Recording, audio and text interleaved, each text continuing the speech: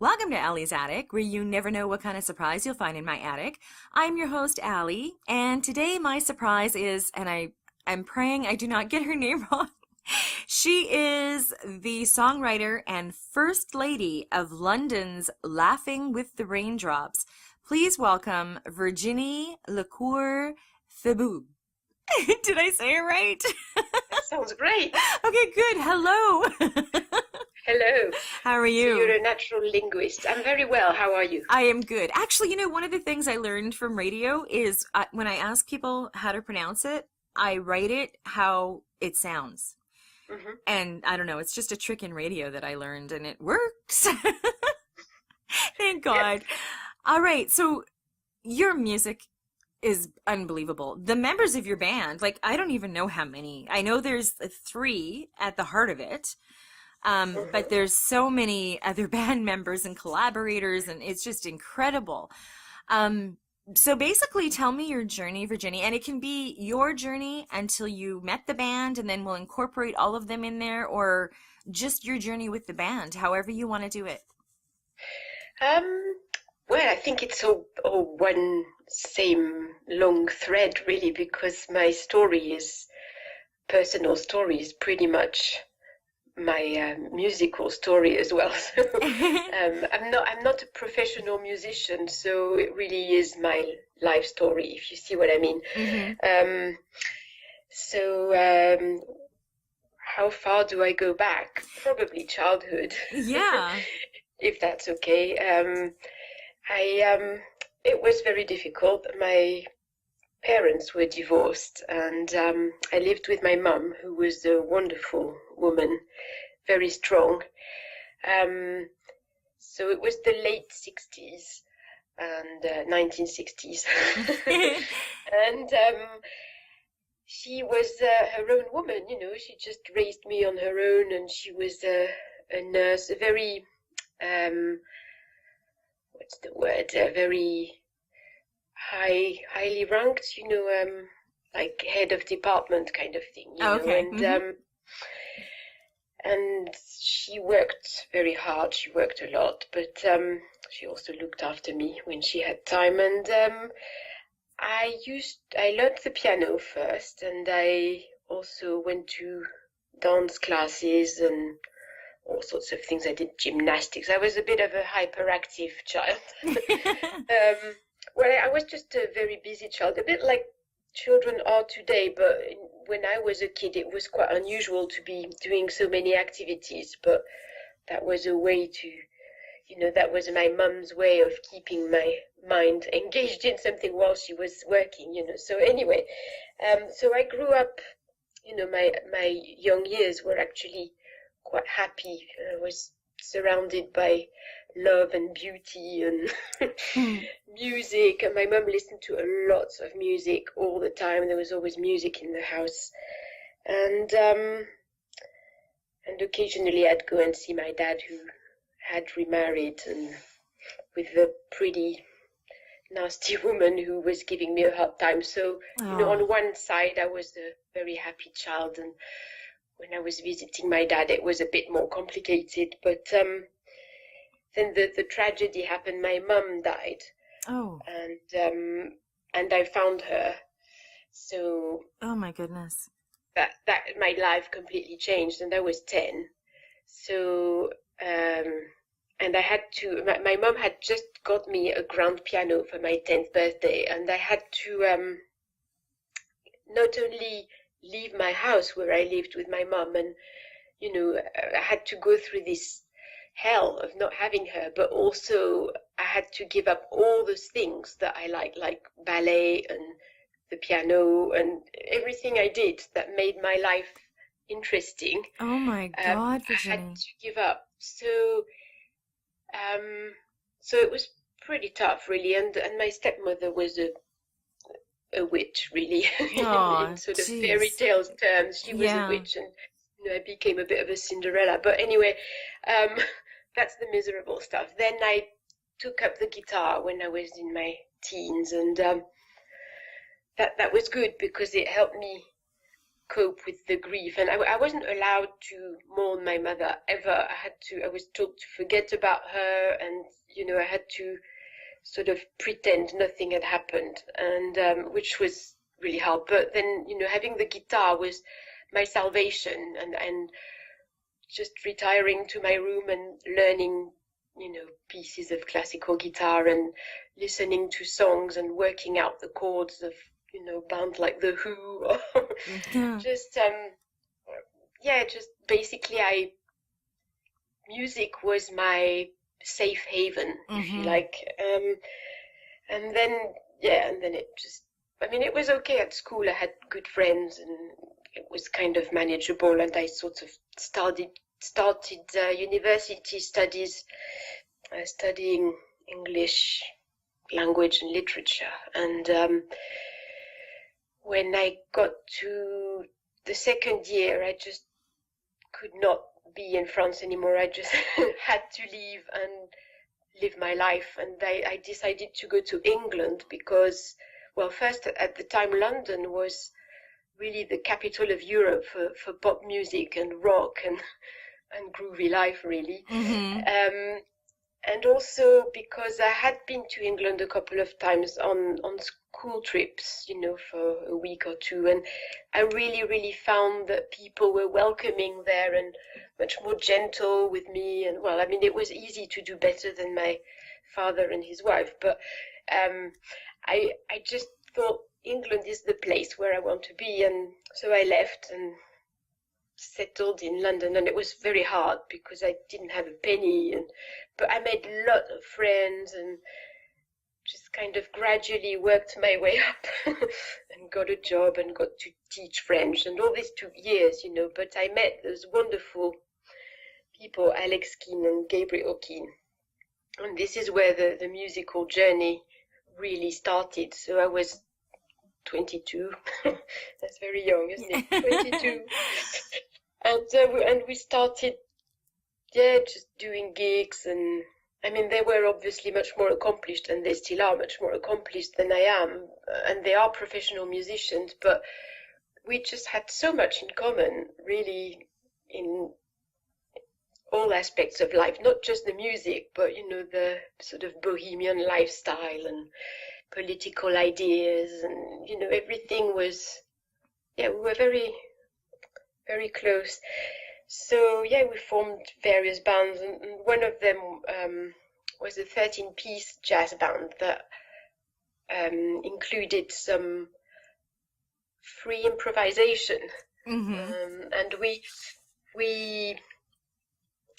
made a point of only playing original compositions. So there was no jazz standards, no covers, nothing, just our own compositions or other members' own compositions. So that was quite fun, and we did a lot of gigs because we were quite unusual. We also had a woodwind section in the band. There was oboe, clarinet, flute, and bassoon, which was also unusual in a jazz band. And so that went on for a couple of years. And I was writing for that band, obviously. So it was quite an odd mix because you had some very heavy-duty, hardcore jazz, very complex stuff. And then there was some of my songs, which are much lighter in style. They are. And then some free improvisation, which was totally wacky, but in a good way. So that's sort of halfway through the journey, isn't it? Then I went to study jazz guitar for a year, just because I wanted to get a bit more academic about music, I suppose. And when I came back to London after that year, that was in Paris, I decided that was it. I'm going to form a band, my own band, do my own songs. And so I did do that. I don't know how I managed, but again, with my best friends, Alex and Gabriel. So there was this band called Baton Rouge, and that was interesting because I was not singing my songs. I decided I was not good enough at singing, and so I hired a proper singer to do it. And everybody kept telling me, this is wrong, you should sing your own songs. She's really good, but you're the only one that can really pull it off. You've got to learn to sing your songs. And I just couldn't. I really felt like I was total rubbish. So after a few gigs, this band just fell apart, really, because people were right. I had to do it myself, and yeah, that was kind of that, the end of that. And then I tried to get a record deal, and I was sending demos of my songs to all sorts of, record labels in England, and it was just no. And a lot of them didn't even listen, I'm pretty sure. Mm-hmm. And then I thought, I've had enough of this. I just want to do music for myself. I don't like all this stuff of having to prove record companies that they can make money out of me. That's not what it's about for me. It's Mm-hmm. about self-expression and playing with people, sharing. It's not about big money. And so I decided I'm going to have children now, and so I had my 2 children, and did all sorts of other things, and got involved with their schools, helping with school shows, doing a bit of music for kids. And then I'm a teacher as well, I forgot to say. But, yeah, well, I just teach French, and I just work as a private tutor now. I've given up schools. But so, yeah, doing music with kids was great, and it was really what it's about for me, sharing and putting on a show and rehearsing it, playing it, warts and all, and with, in front of delighted parents, and I really enjoyed that. And, the challenge of writing pieces of music for children ensemble where they don't really have much skill, and you just have to make it work. So they're all simple parts that interlock, and, they just play whatever they can, and it all sounds great, really organic and musical, because kids have this ability to pick things up really quickly. So I did that for a few years, and well, this is my whole life story, isn't it, Ali? It's okay. That's good. It's like my whole CV. So then another tragedy happened. That was 2011, so it's not that long ago. But my father passed away, and my grandmother passed away the same year. His mother died only 2 months before he did. And she was always my anchor. She was this old lady who was very gentle, very wise, and she went, and that was a massive loss, and I know life is about loss, really. You just have to continue. But she went, and then he went, and then my brother died 3 months after that. My dear and then God. my parents-in-law both died. So 5 people around me who were actually quite important died Wow. within 7 months, I think. My goodness. Yes, it was just so,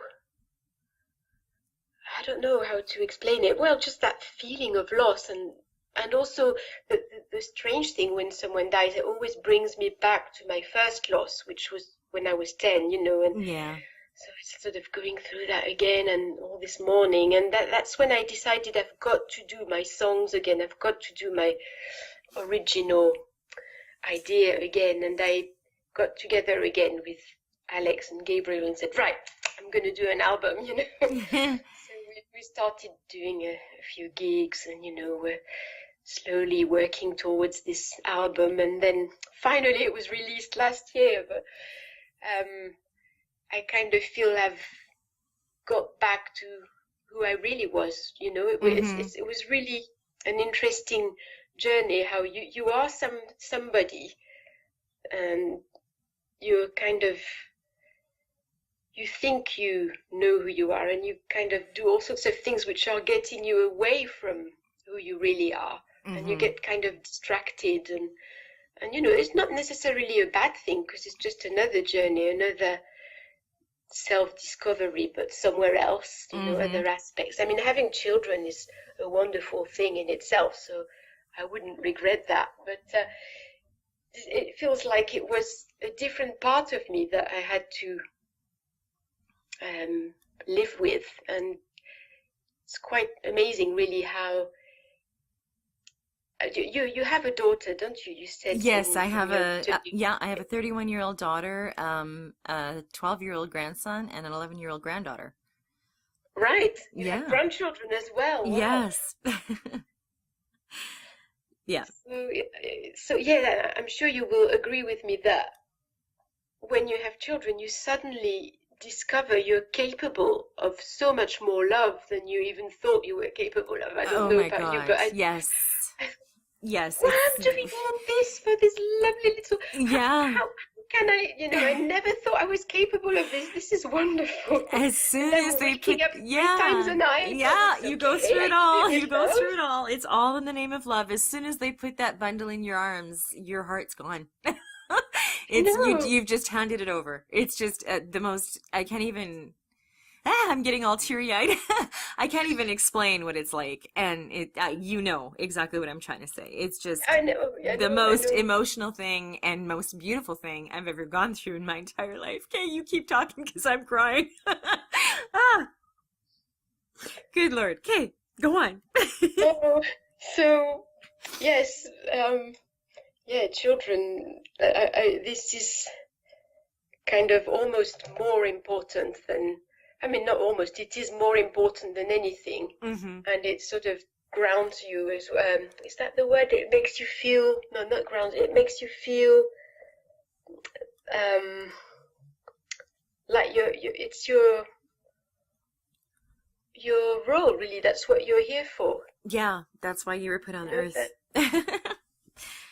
so, and then the music is your artistic journey or spiritual journey or whatever, something a bit more abstract, but the children is really what life is about. And so I feel very blessed because I didn't make it with a record company, and I don't care really. I don't think I ever really cared. I was just doing it because I was told that's the game you have to play. But um, I feel blessed because I'm 54 and um, not in fantastic health, but I'm okay. Yeah. I mean, I take a few pills, but Yeah. not it's just pathologies from family pathologies, stuff like Hmm. high blood pressure, or we all have Yeah. something, and and I consider it's quite minor what I have really, but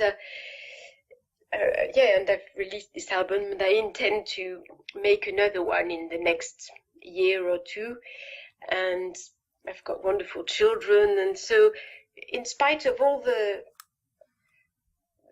loss and drama and so on, I've kind of yeah, I feel quite fortunate. I think You are. You are. I can't. You are a very strong woman, first off, to be able to go through number one, losing your mom when you're 10 years old and losing everything else, and then not being able to mourn her, and then losing five people like that all at one time. Like would that would put a lot of people in the hospital and they wouldn't come out. So you're very, very strong. And then having children gives you a purpose and it mm, makes you feel like you're worthy of love and you can do this. And then your music, which is your passion, you were able to go back to that and pour out all your emotions. And you can hear all of your emotions when you sing. You can hear it in the words of your songs. Now, you are the songwriter, arranger, guitarist, and vocalist. There is also, you've talked about the other two, Alexander Keane, who is the mhm, bass player, horn arranger, and arranger, and then Gabriel Keane, who is the pianist, keyboardist, horn arranger, and alto sax. And mhm. they have impressive resumes along with yours. Also, there are so many other band members, I don't even know where to start. There was British jazz star Derek Nash, who I Oh, had heard yes. of. He was the studio engineer and the lead tenor and baritone saxophone player soloist on the album. Yep. Other British jazz members include Theo Travis, who is tenor sax and flute, Paul Higgs, trumpet and flugelhorn, Jane Parker was backing vocals, and Paul Taylor was trombone.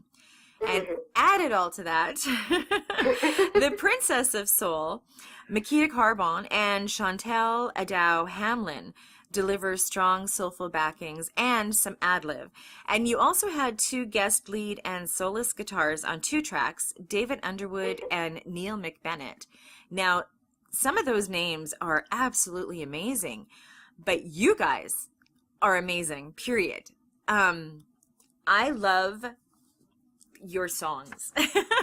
I love the Thank instruments you. that are in your songs, and I love, okay, so we all know who megastar Gongle is. I mean, who doesn't know Gongle, right? um, he also had an interview with you, and you had told him why you started out on this journey and why you went to London. It was the vibrant music scene. And also, your songs, it says it the best in your bio. They're love letters to life. They're epic, they're exotic, they're alluring and inviting. It's just one song I relate to so well. It's just incredibly crazy, Virginie. And I always say, I don't get how songwriters can always capture something I've gone through. And I mean, after talking to so many songwriters, I get we all go through the same things, some more Uh-huh. than others, some a little bit different, but we all go through loss. We all go through heartache. We all go through finding that love. We all, all of that. And you capture all of those feelings in your songs when you write them. And you write from your heart and soul, and you can feel it. Alexander and Gabriel are phenomenal, absolutely phenomenal. And even though you haven't been signed, I can't say that you're going to be, but like you said, this is your passion and you're damn good at it. So regardless of whether you get signed or not, you are well known in the industry. You are on your way. You're doing great. And I am so honored that you came on here and shared your story. Made me cry, which is Oh hard to no, do. it's a pleasure. Yeah. I am honored that you invited me. Oh my God. Thank I you. couldn't have, no, I love your music. Now talk about, okay, so you've come out with your EP last year, and are you guys still kind of put out singles, right? Or are you just writing for your next album? I'm at the moment I'm writing for the next project, and I'm not sure if it's going to be an EP or another album. The thing is, because I like to have a lot of staff, really good players that play those wonderful arrangements. It's actually quite costly to buy studio time because you also need a good studio, and it can't really be done at home. On the last album, I managed to do a few backing vocals and a few guitar parts at home, but really most of it was done in a proper studio. So I think the next project will be an EP, but I might release one or two singles in In between, between, But yeah. yeah, I like the big sound, the rich sort of acoustic, with all real instruments, no kind of samples or anything like that. So it sounds a bit old-fashioned. In fact, some people even say it sounds amateur, which I was a bit pissed off about because I don't think it does. Oh my God, no. It does not sound amateur at all. It's absolutely gorgeous. And having all of that incorporated into one song, I mean, you have more than one song, but like you're talking about, obviously, the studio time to get all of those people in it. And Mhm. it adds to every aspect of your songs. Amateur is not a word that even would have entered my mind. So now I'm pissed off, whoever said that. We'll both be pissed off at them. Uh, Well, just so you know, if you ever release singles before your album comes up and you want to throw them on my website, I have a page dedicated for that for artists who have been on. It's called Allie's Odds and Ends, and you just send me the single, say put it up, and I put it up and I promote the hell out of it. So I'm also there for that. And this isn't a one-shot deal either. If you want to come back on, if you want to come back on with Alexander or Gabriel, you can always come back. And I absolutely loved talking to you, Virginie. Like, oh my God, I didn't realize all these things that happened to you. And to hear your songs, you are, I think, now finally at peace with yourself. I think so, yes, yeah. And that's gorgeous, all in its own. Okay, so you've gone through all of this stuff, and you've always had Alexander and Gabriel in your life. Now you guys have formed Laughing with the Raindrops, and like I said, extremely, extremely talented. If you had any kind of advice to give any new artist that was starting out, what kind of advice would you give them, Virginie? Where do I start? Yeah, no kidding, right? I would say do it for the love, really. Make sure that and it's going to sound a bit patronizing, but I think what's important is to know that, to be able to recognize when you're doing music, you're really in the zone, and it's really what you want to do. There's no ulterior motive.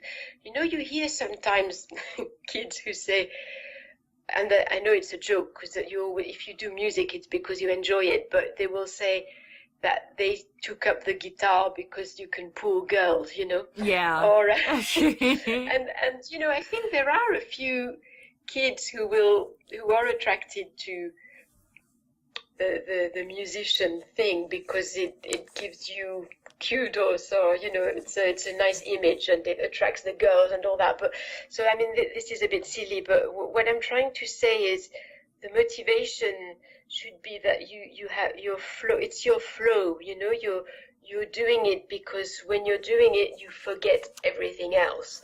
So yeah, find your flow is my advice. Because also music is a lot of different things. You could enjoy doing the live work, doing shows, and you could enjoy just being in the studio and recording, or you could enjoy just the writing aspect. So, and they are quite different, and some musicians enjoy all of it, and some, like myself, are more into the writing and the recording. And so yeah, find it what it is that you really, really love, and concentrate on that, and don't listen to what people tell you should do. Yeah, that's great advice. Yeah. Speaking of megastar Gongal, him telling you that you should be at home doing the washing and ironing. Although, Yes. if people don't know who he is, when I first, just completely off topic, and your advice is amazing, because you have to find your flow and find what you love and stick to it. And you're going to hear a lot of people saying, oh, you shouldn't do that, or you should do this, or and you've got to just stick to your path.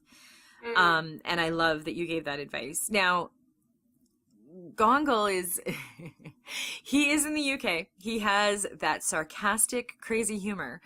When he first included me in a tweet, I thought it was so rude, and I blocked him. Swear to God, I did. And then I was like, okay, maybe maybe. So then I unblocked him. So now, of course, he teases me unmercifully about blocking him and keeps saying, if he'll say something, are you going to block me again? I'm like, oh my God. But I love what he said. You write your own lyrics. You also write and arrange the music and get world-class musicians to play with you. I just want to go through some of the press reviews before we get into your songs. Paul J. Wolf, Music Interview Magazine, says contemporary, soothing, and occasionally fusion-like, with a samba, jazz, bossa nova vibe, are some of the ways to describe Laughing with the Raindrops. The group's sound involves real instruments, real players, and is 100% original. And oh my God, are you guys ever.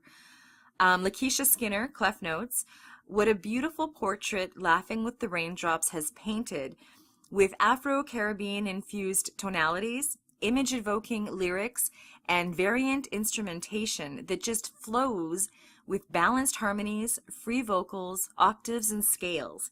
You can be sad, happy, or you could be feeling ambivalent towards something in life. But I can guarantee Laughing with the Raindrops has the song to adjust that emotion. And you guys do. Like, oh my God. Let's talk about the songs. I was so touched by all those reviews. I mean, I was actually crying, you know. It's just those people are so nice. They're writing such lovely reviews. I mean, it's almost too nice. You know? No, it's the truth. It is the truth. People do not write what they don't believe. Trust me, I've been in journalism for so long, it's not even funny. If people don't like you, they're going to write that they don't like you. If they like you, they're going to write that they like you. And there's nothing to not like about you guys. Let's talk about the songs, and then I'll explain why. Let's talk about, okay, what two songs are we going to hear, first off? First of all, Terra Incognita. Uh-huh. Now, I want you to tell me about the song, because I'll tell you why I love it, and then we'll go to the other song. So, what made you write that song? Well, it's about, you know, there's two levels to it. One is, you know, a serious one, which is about feeling out of place. And I chose, you know, and feeling out of place, but not because you're awkward, because people make you feel that you're not in your place. Yeah. Or, you know, it's basically about alienation because you're from a different culture. So I have experienced, I wouldn't say rejection, but some people would always remind me that I'm French and laugh about my accent. And once I was actually, as I say in the song, sitting in a room with some friends of mine, and they started saying, "Oh, how do you say this in French?" And so I just tell them, you know, I don't know, can't remember the exact words, and then just collapsed in laughters, you know. Oh, this is so funny. And I really felt, this is really cruel what you're doing, you know. You're just making me speak my native language and laughing at you. Laughing at me, you know. Yeah. So then I thought about it. Why are they my friends? And, you know, but anyway, I didn't sort of tell them, I didn't reject them or anything, you know. I just thought, I'm just going to write a song about it, but I'm going to make it funny because, you know, it is a serious subject, but at the same time, I didn't feel threatened or, you know, it was just this sort of mild humiliation, which really, I decided, no, I'm not going to let it get to me. It doesn't matter. They're a bit silly and a bit narrow-minded, but it's their problem. So I'm just going to write a funny song about it. So yeah, it's got that humorous vibe to it. I hope. I really hope so. Yeah, it does. And when before we even started the interview, we talked a bit about the songs, and I have been exactly in that spot. I mean, everybody has been.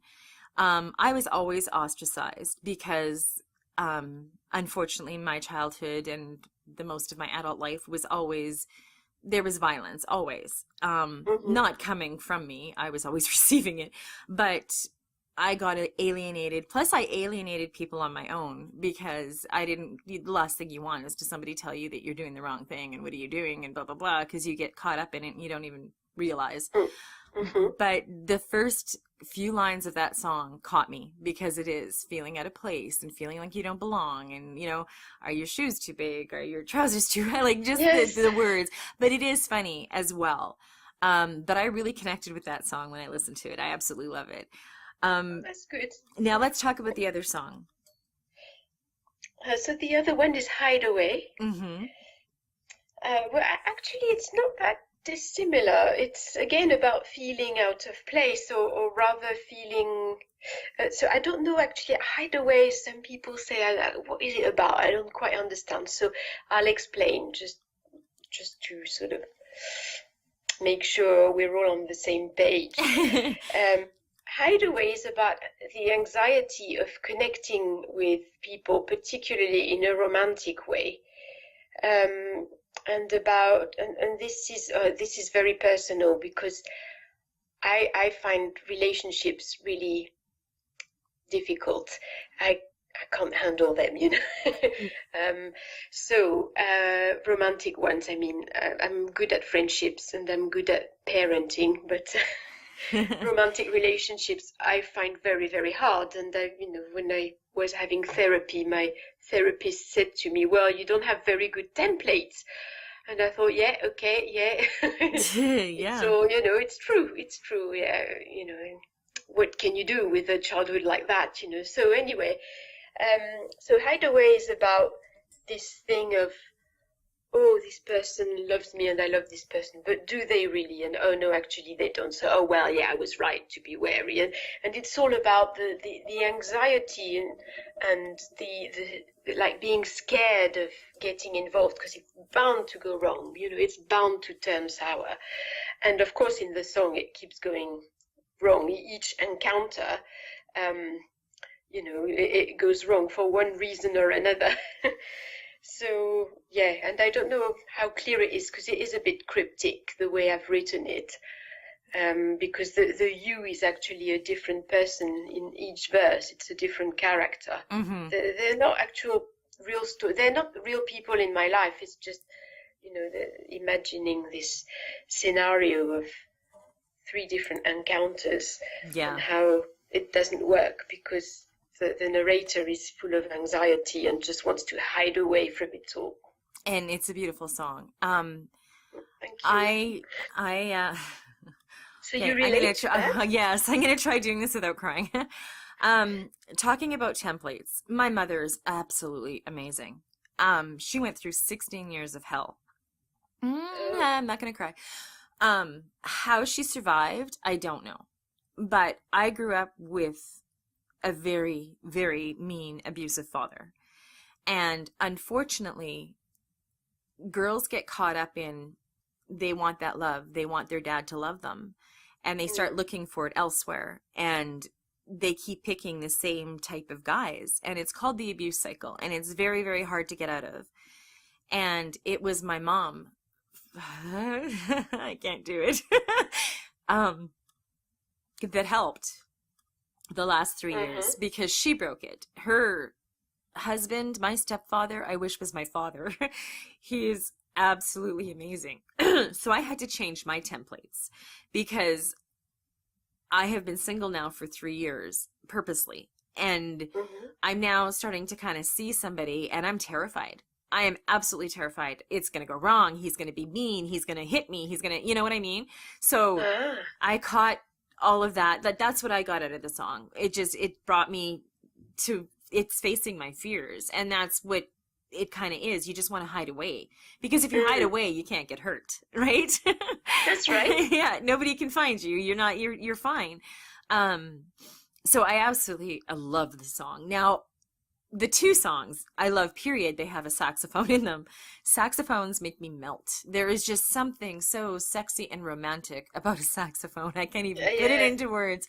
But the way you sing them and the thought that goes behind them, and like I said, you're putting your heart and soul in your songs because it's all something that relates to you and what you've gone through and what everybody goes through. And being able to find songs that are relatable like that is just absolutely amazing and a sign of this is what you should be doing because you're doing it the right way. And having all of the different instruments, and it's just, oh my God, I can't even put it into words, Virginie. I love the sound. So whoever told you that it was old fashioned, and you can tell them to go away. Just leave you alone. I don't care actually because I like to, and this is not in a big headed way, but I like to think what I do is not into any fashion or anything. Is just timeless stuff because it's all about the human condition, so it will always be the same. Exactly. There's nothing old-fashioned about human condition. It's just what it is. So, exactly. But I'm really thrilled that you relate to it. It really makes my day, Oh, good. Thank you. Now, people can buy your music online as well as your website, which is laughingwiththeraindrops.com. That's going to be up on my website. It'll be linked to your website, so people can just click on it and go over to your website, find out more about you and about the rest of the members of Laughing with the Raindrops. You're on social media everywhere, so people can find you that way as well. And I just want to say, you know what? Every now and then I have an interview that just blows me away and makes me feel. Every one of them makes me feel because I love listening to everybody's journey. Your journey has touched me like you would not believe. The same as your songs. And I can't think of a better way to end my week than this interview. So thank you so much for coming on, Virginie, and please don't be a stranger and please just continue sharing your beautiful music with everybody. Oh, thank you so much, Ali. It was a real pleasure, and I can't say thank you enough. It's really lovely to have met you and connected and made friends, really. Yeah, I exactly. hope I hope I can meet you one day. Oh God, so do I. If I get rich and famous, I'm coming there. Let's cross our fingers. I'm planning on getting there. I'm actually, all my relatives are from Scotland, so I kind of want to do the whole European trip. So, Way! if I Yay! ever do end up anywhere near there, of course, I want to meet you. I mean, I think you're absolutely the most beautiful human being I've talked to in a while. So, yeah, I definitely want to meet you. Um, so we'll keep that and, hope that that happens.